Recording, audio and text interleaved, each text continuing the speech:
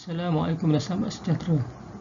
Sedi kali ini kita masih membincangkan soalan yang berkaitan dengan dawai konduktor ataupun dawai lurus yang membawa arus. Tetapi kali ini kita akan bincangkan dua konduktor ataupun dawai lurus yang membawa arus yang diletak secara selari menegak pada arah yang sama dan arah yang bertentangan. Baiklah, sekarang kita lihat contoh yang ketiga. A long wire S carrying a current of 50 ampere is placed parallel to and 5 cm away from a similar wire Y carrying a current of 10 ampere. Determine the magnitude and direction of the magnetic flux density at a point midway between the wires A when the current are in same direction, B when they are in opposite direction. Padahal kita lihat tujuan ataupun kehendak soalan. Yang pertama, kita nak menentukan ketumpatan flux magnet ataupun medan magnet pada titik tengah di antara dua konduktor ataupun wire jika arah konduktor wire arah yang sama. Kedua, kita nak menentukan ketumpatan flux magnet ataupun medan magnet di kedudukan pertengahan antara konduktor ataupun wire yang membawa arus jika arah mereka bertentangan. Sekarang mari kita lihat penyelesaian bagi soalan tersebut. Diberikan arus dalam konduktor atau wire lurus X di sebelah kiri adalah 50 ampere, manakala arus di dalam konduktor atau wire lurus Y di sebelah kanan 10 ampere. Jarak di antara dua konduktor tersebut adalah 5 cm atau 5,0 kali 10 kuasa negatif 2 meter.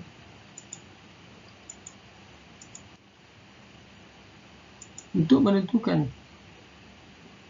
jarak pertengahan di antara dua konduktor tersebut, kita boleh membagikan jarak di antara konduktor dengan 2, maka kita akan mempunyai jarak pertengahan di antara dua konduktor adalah 2,5 kali 10 kuasa negatif 2 atau 2,5 cm. Untuk menentukan magnitude medan magnet oleh konduktor yang membawa arus ataupun dawai lurus yang membawa arus, kita boleh menggunakan formula atau rumus medan magnet sama juga dengan pemalan ketelapan dalam vacuum. Jarak arus dalam konduktor atau dawai lurus dibagikan dengan 2 pi jarak dari konduktor ke titik di mana medan magnet nak dikira.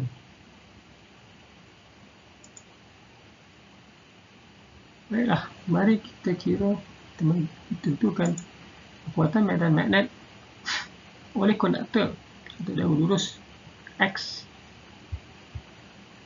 Kekuatan medan magnet ataupun kekuatan medan magnet oleh dawai lurus ataupun konduktor X adalah sama juga dengan 4 pi jarak 10 kuasa negatif 7 darab 50 bahagi 2 pi darab 2,5 kali 10 negatif 2 sama juga dengan 4,0 kali 10 negatif 4 Tesla.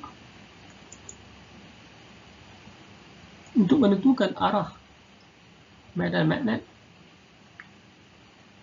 oleh konduktor atau dawai lurus X, kita boleh menggunakan petua kedua, petua tangan kanan kedua, iaitu kita akan mempunyai arah bagi arus ataupun bagi arus dalam konduktor atau dawai lurus ke atas, maka jika dilihat pada sisi atas konduktor, arah medan magnet adalah ke atas. Manakala kalau dilihat dari sisi menegak, arah masuk ke dalam muka surat ataupun kertas.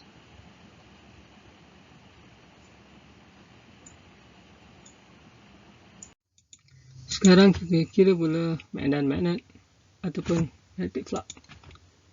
Ketepatan magnetic flux yang dihasilkan oleh konduktor atau dawai lurus Y dengan menggunakan rumus yang sama. Kita masukkan nilai bagi pemala ke-8 sebagai 4 pi kali 10 kuasa 7 darat 10 bahagi 2 pi darat 2/5 kali 10 2 sama dengan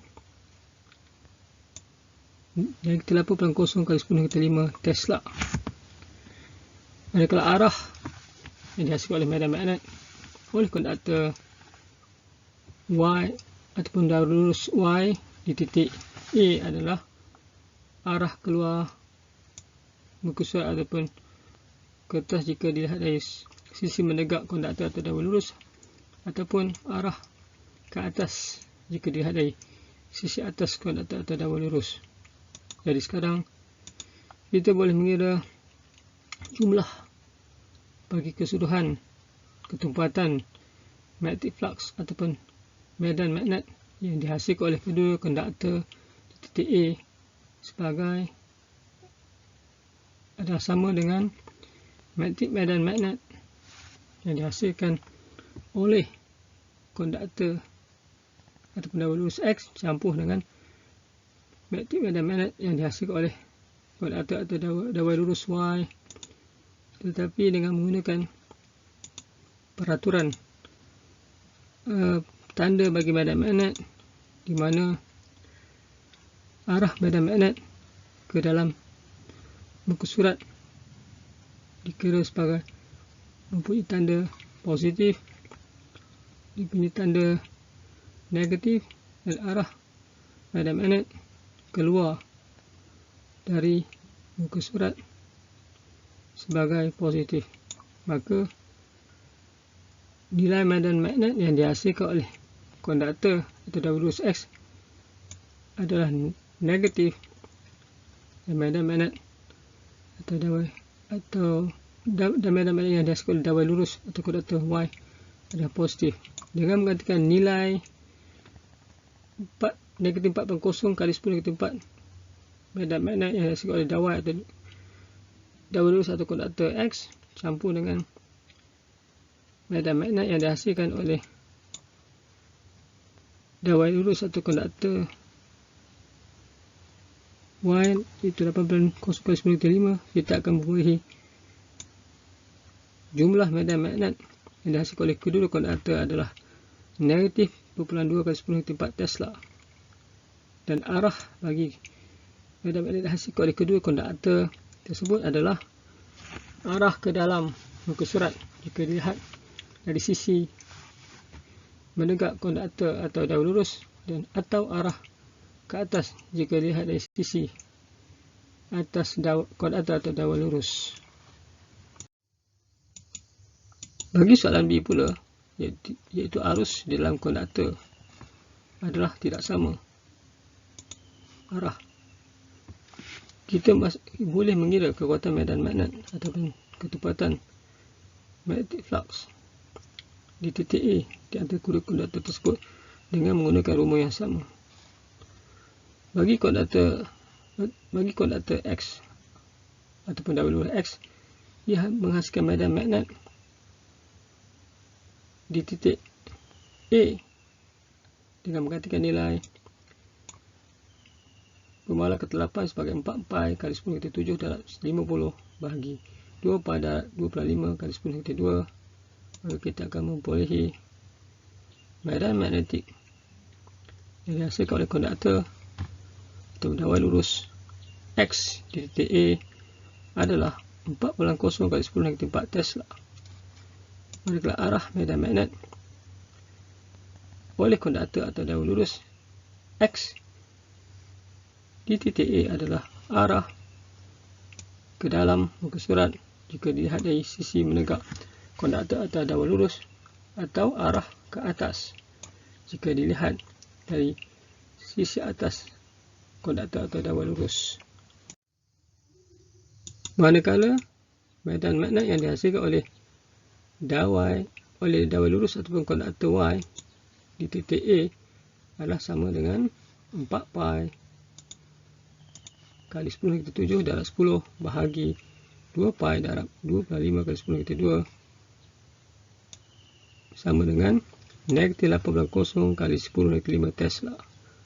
Manakala arah medan magnet oleh konduktor atau dawai lurus Y adalah arah ke dalam muka surat jika kita lihat dari sisi menegak konduktor atau dawai lurus tersebut, atau arah ke atas jika dilihat daripada arah atas konduktor atau dawai lurus tersebut. Maka sekarang kita boleh mengira jumlah keseluruhan ketepatan magnetic flux ataupun jumlah keseluruhan medan magnet yang dihasilkan oleh kedua konduktor di titik A sebagai adalah sama dengan medan magnet yang dihasilkan oleh konduktor atau dawai lurus Y campur dengan medan magnet yang dihasilkan oleh konduktor atau dawai lurus X, tetapi dengan menggunakan peraturan tanda bagi medan magnet, arah medan magnet ke dalam muka surat atau kertas adalah negatif untuk konduktor X, begitu juga untuk konduktor Y adalah negatif. Maka dengan masukkan nilai